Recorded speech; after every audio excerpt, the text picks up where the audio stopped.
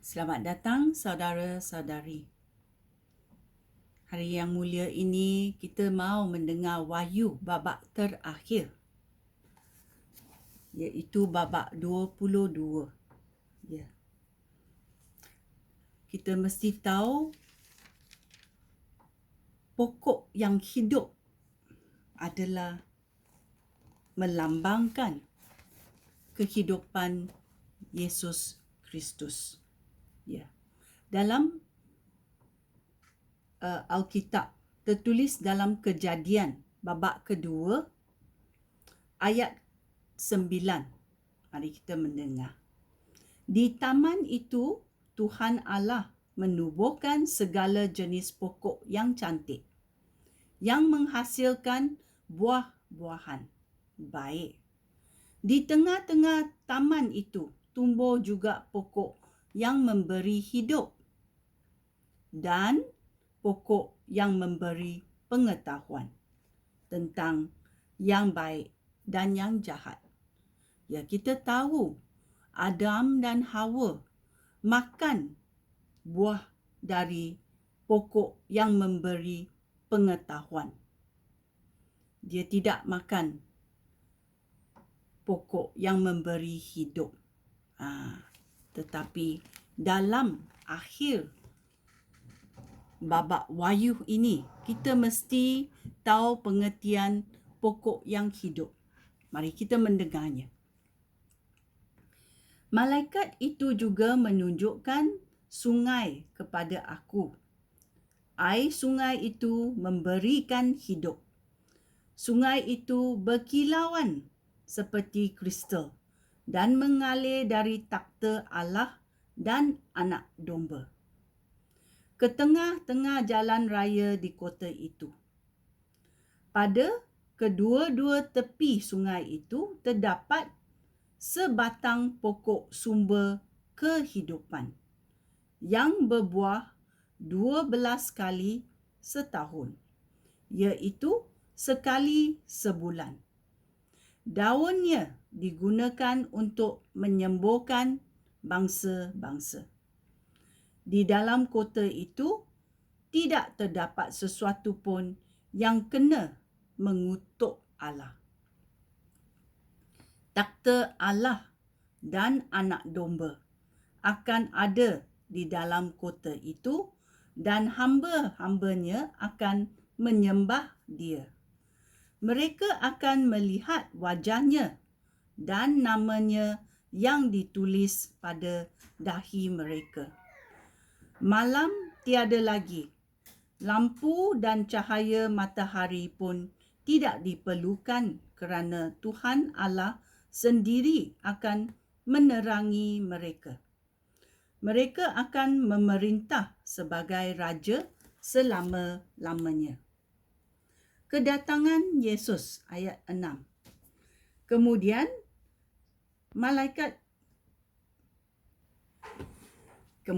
malaikat itu berkata kepada aku, kata-kata ini benar dan dapat dipercayai. Tuhan Allah yang memberikan rohnya kepada nabi-nabi telah mengutus malaikatnya kepada hamba-hambanya untuk menunjukkan apa yang mesti segera berlaku. Dengarlah, kata Yesus. Aku akan segera datang. Berbahagialah orang yang mentaati kata-kata nubuat di dalam kitab ini. Aku, Yohanes, sudah mendengar dan melihat segala perkara ini. Setelah aku mendengar dan melihatnya, aku bersujud di hadapan malaikat yang menunjukkan segala perkara itu kepada aku. Aku hendak menyembah dia, tetapi dia berkata,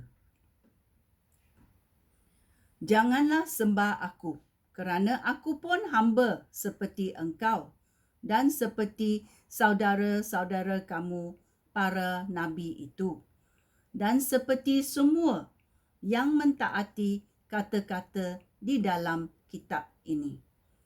Sembahlah Allah.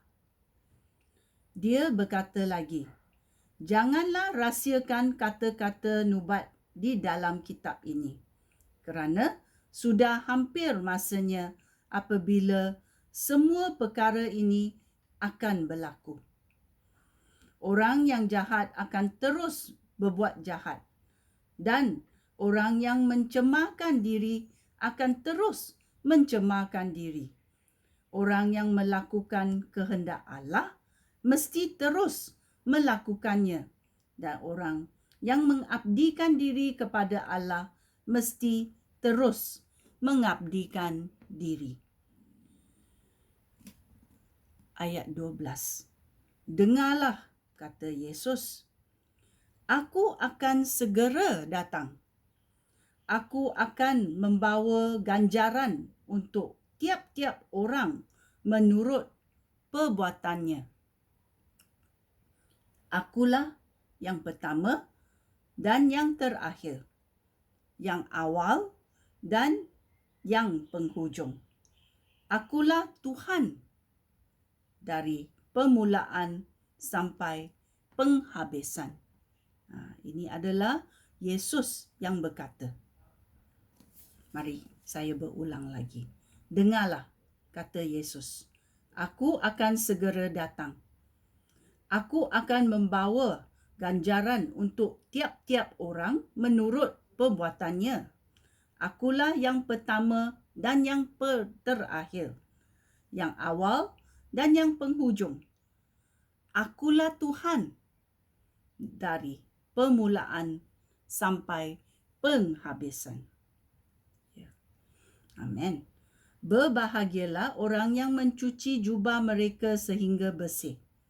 Mereka berhak makan buah pokok sumber kehidupan dan masuk ke dalam kota melalui pintu gerbang. Tetapi orang yang melakukan perbuatan cabul, orang yang mengamalkan ilmu gaib, orang yang lucah, pembunuh, orang yang menyembah berhala dan orang yang berdusta, baik dengan kata-kata mahupun dengan perbuatan, tidak dibenarkan masuk ke dalam kota. Ayat 16. Aku, Yesus, telah mengutus malaikat aku supaya mengisytiharkan perkara-perkara ini kepada jemaah. Aku keturunan Daud. Aku bintang timur yang terang itu. Roh Allah dan pengantin perempuan berkata, marilah. Tiap-tiap orang yang mendengarnya juga mesti berkata, marilah. Marilah sesiapa yang dahaga.